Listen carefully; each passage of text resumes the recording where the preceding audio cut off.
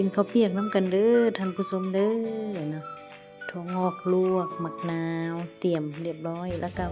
มักเพชรเขียบหมูพริกเผาแคบหมูเพิ่นว่าเนาะพริก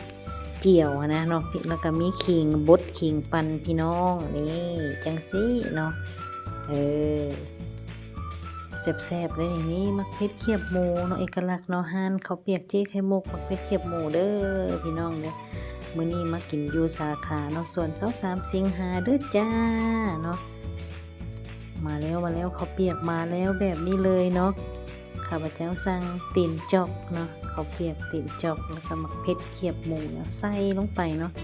มักเพชรซำใดก็ตักใส่โลดเนาะท่านผู้ชมเพิ่นบ่ได้ขี้ทีเด้อนี่เห็นบ่เขียบหมูเนาะหลายเห็นบ่ซ้ำสิกินซ้ำสิแซ่บยังว่าผู้ใดมักเผ็ดทำไหนก็จัดลงไปพี่น้องเอ๋ยแดงจึ้งครึ่งผู้แลเนาะ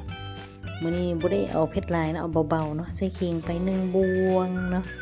1ช้อนอร่อยมากขิงนี่ข้าพเจ้าชอบแฮงมากแฮงพี่น้องเอ้ยเส้นข้าวเปียกเพิ่นน่ะนุ่มเส้นเพิ่นเฮ็ดเองพี่น้องเนาะเส้นก๋วยจั๊บยวน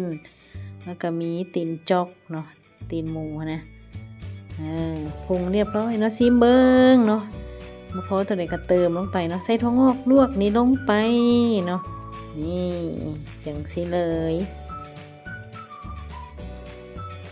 สิเนาะเรียบร้อยแล้วซิมเบิงเรียบร้อยแล้วบีบมะนาวบ่สิบน้ำปลาซีอิ๊วหยังใส่ก็เรียบร้อยมากินน้ำกันเด้อบัดนี้เด้อท่านผู้ชมเด้อแซ่บหลายอย่าลืมมากินเด้อผู้ใดบ่ได้กินเด้อแซ่บถ้วยหนึ่ง30,000 กีบได้บักหลายๆ